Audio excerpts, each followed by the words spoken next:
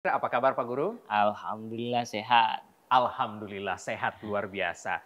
Kalau Pak Guru merasa sehat, tentu kopi bukan hal yang menakutkan ya untuk Pak Guru. Dalam sehari misalnya ketika ada project atau ketika dengan anak-anak, Pak Guru bisa minum kopi berapa cangkir biasanya? Satu cangkir saya. Satu cangkir satu hari cukup ya. Oke, samalah kita kalau begitu. Takaran kopinya atau besaran banyaknya kopi memang cenderung diatur dengan alasan kesehatan tadi. Benar, Tapi sekarang kita bisa minum kopi. benar. Oke, Pak Guru, kalau teman ngopi perhatikan, wajahnya ini rasanya tidak asing di TVRI. Sering ada di macam-macam program yang ada di TVRI. Yang paling Bapak ingat itu kapan terakhir ada dengan TVRI? Iya, terakhir di tahun 2023 ini ya. 2023 Iya, benar. baru-baru ini. Ada proyek apa waktu itu, Pak? Project film. Film bersama TVRI, Warna yang Tersimpan. Warna yang tersimpan. Barusan diproduksi dan alhamdulillah sudah tayang. Sudah beberapa kali bersama TVRI, alhamdulillah bersama project untuk film cerita anak. Oke, jadi ini memang proyek-proyeknya adalah soal film begitu ya Pak? Benar-benar. Kalau misalnya soal film, saya dan teman ngopi penasaran, kenapa kemudian Pak Guru ini akhirnya sangat tertarik dengan, wah mesti film ini. Apa yang melatar belakangnya Pak Guru? Ya, yang pertama memang ada hobi acting semenjak sekolah ya. Semenjak sekolah hobi acting. Kemudian waktu di kampus, waktu kuliah itu saya terlibat di teater. Jadi teater kampus, nyusunnya naskah sama main teater. Main teater. Gitu. Itu alasan kemudian kenapa begitu tertarik Iya, dengan film. benar. Apa memang awalnya itu dari zaman kuliah di Gorontalo, kuliahnya Di waktu itu? Gorontalo. Peneti. Saya bukan di Peneti, tapi banyak teman-teman dengan teater Peneti. Karena apa? Karena di jurusan saya waktu itu memang ada namanya mata kuliah seni tari drama musik. Sendra Tasik berarti ya? Itu mata kuliah. Oh mata kuliah, oh prodinya bukan itu? Iya, prodinya bukan itu. Wah luar biasa. Saya mau mundur ke belakang. Itu kan cerita ketika Pak Guru kuliah ya, beberapa tahun yang lalu, masih tahun 2000-an begitu Pak Iya, Guru ya. benar. Apa memang ketika masih SD, Pak so merasa bahwa, kayaknya anak senang acting kayaknya anak ini suka main film begitu. Ada di panggung, ada bibit-bibit semacam itu Pak Guru, tanda-tanda lah, sinyal. Sebenarnya kalau lihat dari jejak ke belakang itu saya lebih ke arah penulis ya, bukan ke actingnya, tapi sering mengarang ya. Kemudian dilanjutkan dengan menulis-nulis naskah. Nah, lambat laun ternyata enak juga ya kalau misalnya mau peran gitu. Jadi di kampus saya kembangkan. Di kampus pertama kali saya acting pertama jadi mayat. Acting pertama jadi mayat. Kalau saya pikir-pikir Pak Guru rasanya mau gampang ya kalau misalnya actingnya jadi mayat. Pengalaman pertama itu seberapa melekat di ingatan nih Pak Guru? Sehingga kemudian Pak bilang sama torang bahwa acting jadi mayat itu sesuatu yang perlu torang ketahui. Sangat melekat sekali, kenapa? Karena itu pengalaman pertama saya menulis naskah teater dan juga menjadi sutradara dan bermain di dalamnya. Jadi paket lengkap, karena itu melekat, itu adalah ujian mata kuliah. Ujian mata kuliah. Makanya latihan berbulan-bulan kita untuk satu proyek mata kuliah itu, alhamdulillah mendapatkan effort dari penonton waktu itu, mengundang mahasiswa di aula UNG waktu itu. Luar biasa sekali ya rasanya. Tentu kalau ditantang untuk memerankan atau ya memerankan ya lebih tepatnya tokoh tertentu, Pak Guru mau pilih siapa? Tentu bukan mayat Pak Guru ya. Benar, benar. Ayolah, Pak Guru coba ingat-ingat beberapa adegan yang kemudian kayaknya ini menarik untuk diperankan. Ya, kalau melihat ya dari zaman 2012 saya berperan sebagai guru di Bintang Laut.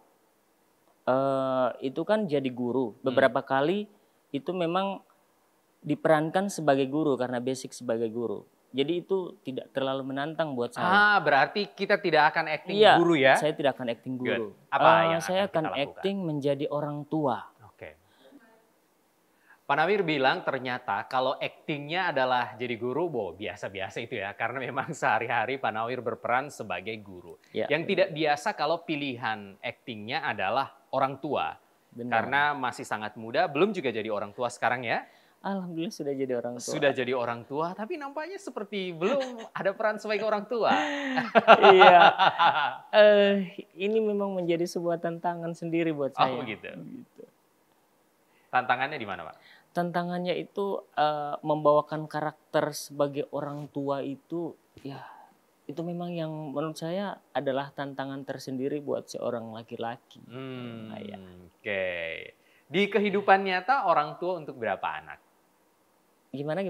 Kalau di kehidupan nyatanya Pak Nawir, Pak Guru, berapa anak? 3 anak saya. 3 anak. Kalau di peran ini mau memerankan orang tua dengan berapa anak? Orang tua 1 anak mempunyai anak perempuan. Orang tua yang punya 1 anak perempuan. 3, 2, 1. Siva, dari tadi Papa lihat Tino ini bermain HP terus. Dari tadi Papa lihat Tino ini bermain HP terus. Taruh itu HP. Tunggu Papa, kenapa ada balik pemandangan yang gagah? Papa kan so bilang main HP itu tidak boleh lama-lama. Tidak baik untuk kesehatan Linou. Mana lagi Tino semua dapat lihat hal-hal yang belum layak Tino mau lihat di situ. Mana itu HP? Papa ini.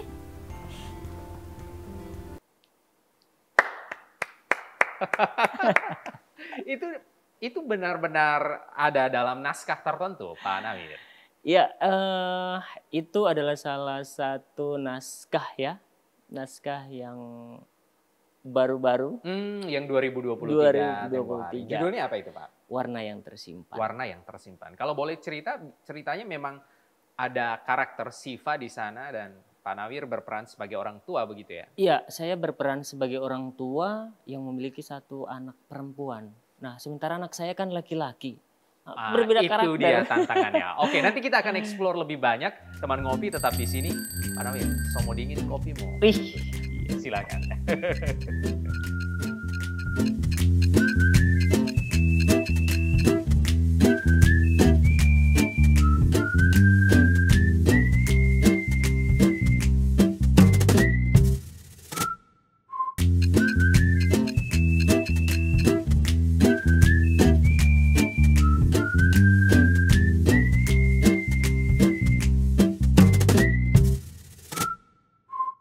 Dengan Pak Guru Nawir kita sudah banyak eksplor soal bagaimana tadi kemampuannya dalam berakting. Yang ingin juga teman ngopi tahu sekali bahwa latar belakang Pak Guru sebagai seorang guru di sekolah dasar itu juga tidak boleh dikesampingkan dari obrolan kita sekarang ini. Di SD mengajarnya Pak ya? Iya, di SD. Di SD. SD di mana saat ini bertugasnya? SDN 9 Atinggola di perbatasan. SDN 9 Atinggola perbatasan dengan Provinsi Sulawesi Utara. Tinggalnya di sana, Pak Nawir? Sama, tinggalnya di Atinggola. 1 langkah dari rumah ya, tempat tugasnya. Apakah memang karir sebagai guru itu dimulai ketika di Atinggola atau sebelumnya ada pengalaman sebagai guru jauh-jauh hari sebelum itu? Sebelumnya saya honor di SD Laboratorium UNG. Kemudian di tahun 2009 saya terangkat di Gorut dan tugas pertama juga saya di ujung ya. Gorontalo Utara di Tolinggula. Tolinggula? Ya. Oke. Baru di tahun 2012 saya pindah ke Atinggola. 2012 sampai dengan sekarang. Ya. Di rumah sendiri. Nih Pak Guru dari Lab School kemudian ke Tolinggula tentu ada macam-macam cerita yang Bapak dapatkan di sana yang paling kemudian Bapak rasa itu sesuatu yang sampai dengan saat ini tidak mau dapat lupa begitu Pak? Iya, di SD Lab itu kan sekolah yang teknologinya sudah bagus, listriknya sudah bagus. Tapi pas pertama saya tugas di Gorontalo Utara, saat itu saya ditempatkan memang di sekolah yang belum punya listrik, internet susah. Alhamdulillah sekarang sudah mulai bagus, itu tantangan terbesar buat saya untuk mengembangkan diri, juga kompetensi juga kepada peserta didik saat itu. Kondisi yang berbeda, terbalik dengan apa yang Bapak alami ketika ada di Tolinggula dan di Atinggola, kira-kira demikian. Oke. Untuk menjadi seseorang yang berprestasi, kalau saya perhatikan, kalau Bapak kan mulainya dari lab school, tentu ada pengaruhnya sampai kemudian bisa berprestasi di tempat saat ini. Benar. Begitu? Pengaruh besar menurut saya adalah bagaimana itu menjadi momentum buat saya. Momentum berprestasi. Ya, karena apa? Karena ternyata besar kemungkinan kita untuk melakukan sebuah perubahan kalau kita awali dari kampung-kampung. Agak tantangannya itu lebih kuat lagi ya. Kalau di kota kan terlihat biasa untuk berprestasi. Terlihat biasa untuk berprestasi.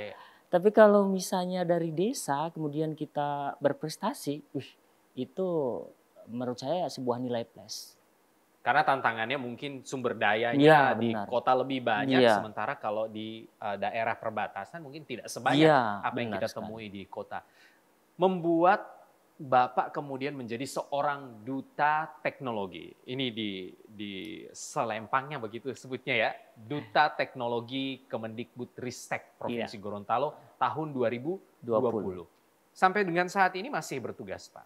Alhamdulillah sampai sekarang ini masih bertugas sebagai duta teknologi. Yang awalnya dulu saya terpilih itu duta rumah belajar. Di tahun 2023 ini kita kemudian berubah nama menjadi duta teknologi Kemdikbudristek. Awalnya menjadi duta rumah belajar. Awalnya duta rumah belajar, kemudian menjadi duta teknologi Kemendikbudristek. Terpilihnya kenapa, Pak? Iya, itu kan ada proses seleksi dari guru ya. Ada dari level 1, level basic ya, literasi, kemudian level 2-nya implementasi, level 3 kreasi, dan level 4-nya berbagi. Kemudian kita dipilih 5 besar dari setiap provinsi, dan terpilih 1 untuk yang ke nasional gitu perwakilannya. Dan itu semuanya terkait dengan teknologi pendidikan yang diluncurkan oleh Kemdikbudristek. Begitu, Anda adalah dutanya. Alhamdulillah. Bertugasnya 3 tahun, 5 tahunan Pak Guru, atau setahun bagaimana? Selama kita menjadi guru. Selama menjadi guru. Sampai masa purna bakti begitu? Insya Allah, karena belum ada aturan yang baru, karena sampai saat ini saya masih bertugas. Apa yang dilakukan oleh seorang duta, Pak Guru? Ya, tugas dari seorang duta itu adalah perpanjangan tangan dari Kemdikbudristek untuk menyampaikan, menyosialisasikan kepada guru-guru di seluruh Indonesia, bukan cuma di Gorontalo, terkait dengan pemanfaatan teknologi pendidikan yang diluncurkan oleh Kemdikbudristek. Gitu. Jadi saya ke sekolah-sekolah melatih guru-guru menggunakan teknologi pendidikan dari Kemdikbudristek. Bagaimana kondisi guru-guru kita? Guru-guru yang kemudian Bapak temui, yang Bapak latih? Ya, ini tantangan besar ya. Apalagi kalau kita mendapat bertugas di tempat-tempat yang terpencil atau yang di luar jangkauan dari internet. Pemahaman awal mereka atau basicnya mereka yang kurang ya terkait dengan pemanfaatan teknologi itu menjadi tantangan besar buat para duta sebenarnya. Apalagi contohnya ya di dalam pembuatan video pembelajaran. Tapi alhamdulillah ketika bertemu dengan mereka yang baru menggunakan itu, lambat laun ketika kita sudah mulai memberikan pengetahuan kepada mereka, mereka itu tertarik dan ternyata bisa. Ya. Gitu. Jadi saya mengambil sebuah kesimpulan bahwa ternyata guru-guru yang ada di kampung-kampung itu hanya butuh sentuhan kita sebenarnya untuk menjadi seorang yang tahu. Ternyata mereka itu bukan buta akan teknologi, tapi tidak mendapatkan informasi terkait tentang teknologi. Setelah Pak Guru datang melakukan sosialisasi program-program dari Kemendikbudristek, ya mata mereka kemudian terbuka dan itu dievaluasi, dikontrol juga begitu Pak? Iya benar, itu menjadi evaluasi di dinas, juga evaluasi buat diri saya dan saya laporkan ke Kemdikbudristek.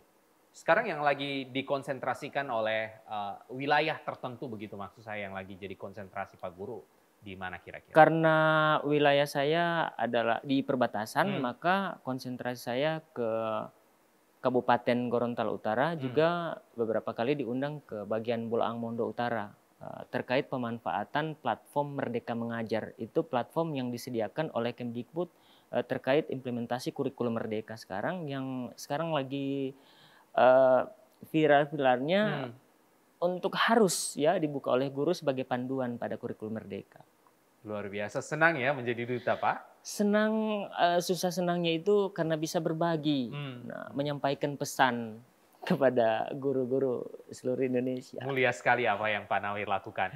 Kita nanti akan lanjutkan lagi, Pak. Masih banyak prestasi yang ingin sekali teman ngopi juga dengarkan. Tapi kopi nih Pak Guru, mau dingin ini, harus diminum Pak. Silakan.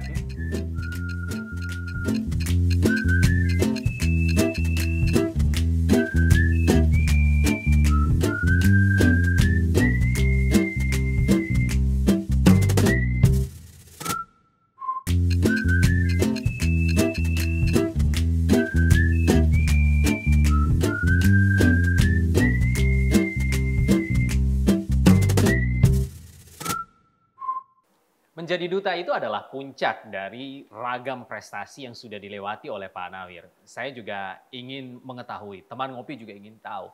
Sampai di puncak itu Pak, tentu ada step-step anak tangga yang kemudian dilalui. Banyak sekali prestasi-prestasi yang menjadi pondasi dari puncak prestasi Bapak. Boleh cerita bagaimana prestasi-prestasi yang diraih sebelumnya?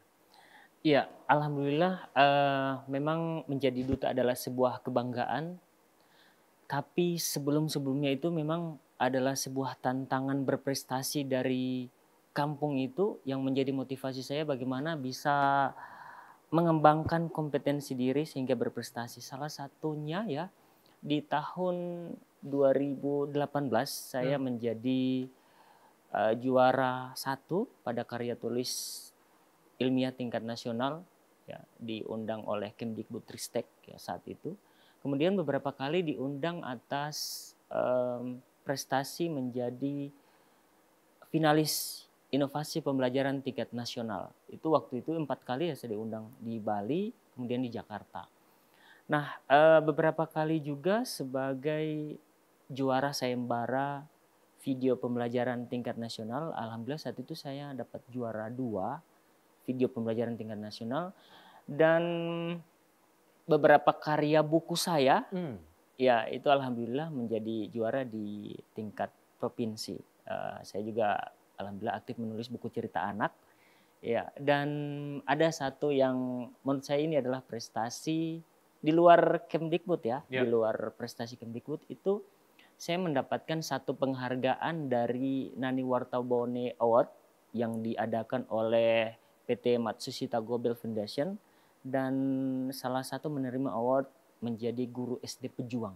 Guru SD pejuang. Luar biasa, luar biasa. Yang membuat Pak Guru kemudian termotivasi. Saya yakin prestasi itu diraih tidak serta-merta. Ada yang melatar belakanginya. Ada motif di belakang itu semua. Begitu Pak Guru ya? Iya, benar. Ada yang memotivasi itu. Saya ingin menjadi inspirasi buat teman-teman guru yang hidup di pedalaman atau di daerah terpencil, bahwa berprestasi itu bukan harus di tempat yang wow. Kita justru, saya itu ya berpikir ingin menjadi teladan untuk teman-teman, bahwa atau ingin membuktikan kepada teman-teman bahwa dari desa pun, dari tempat yang susah sinyalnya pun itu bisa. Karena dulu Atinggola itu di tahun 2019 itu baru masuk, internetnya mulai stabil. Mulai stabil baru di 2019 Pak Guru ya? 2016 itu saya mulai berkiprah di dunia perlombaan guru berprestasi di tingkat nasional itu. Ya, susah sekali, saya harus datang ke kota untuk cari internet yang bagus. Semua dari, kalau saya perhatikan ya, dari apa list prestasi yang Pak Guru cerita, itu butuh internet yang cukup stabil, misalnya untuk bikin video pembelajaran, atau minimal lah untuk menulis, untuk menemukan referensi yang tepat untuk itu. tantangannya demikian ya. Bahkan dulu memang jaringan seluler sudah ada. Bahkan dulu kalau misalnya saya harus mengikuti kegiatan-kegiatan daring, saya duduk di bawah tower. Ya, sampai seperti itu perjuangan kami. Luar biasa.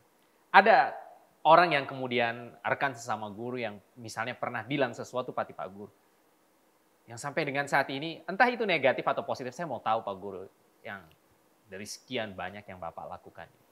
Ya, yang pasti ada yang pro, ada yang kontra, ada hal-hal yang menurut saya itu bagi saya pribadi, misalnya yang negatif masuk itu justru menjadi pembuktian bahwa memang benar-benar saya ini sementara menjadi sorotan gitu. Dan itu membuat saya bukan kendor, tapi ya inilah saya. Saya tidak mau mengikuti atau diarahkan menjadi diarahkan oleh orang lain untuk hal-hal yang menurut saya itu tidak penting. Yang penting saya berkarya saja. Testimoni negatif justru membuat Bapak lebih semangat lagi untuk berkarya.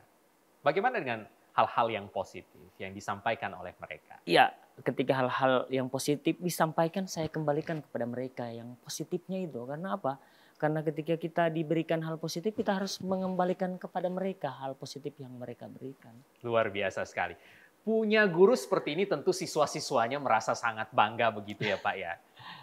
Tentu Pak Nawir membimbing anak-anak selama ini untuk ikut berbagai kompetensi di tingkat nasional dan Bapak sudah lakukan itu dengan latar belakang prestasi saya kira sangat lebih dari cukup begitu untuk menjadi seorang mentor bagi anak-anaknya di Atinggola.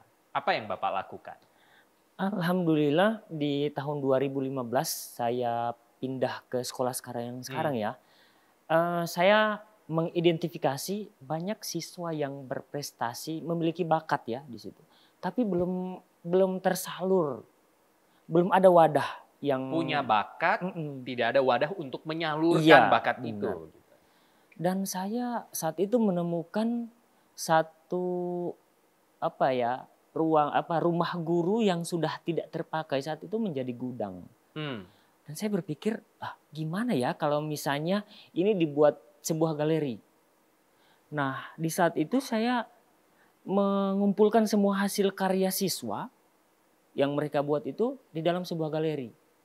Nah, akhirnya galeri itu lambat laun berkembang menjadi sebuah sanggar yang menjadi tempat latihan mereka di situ.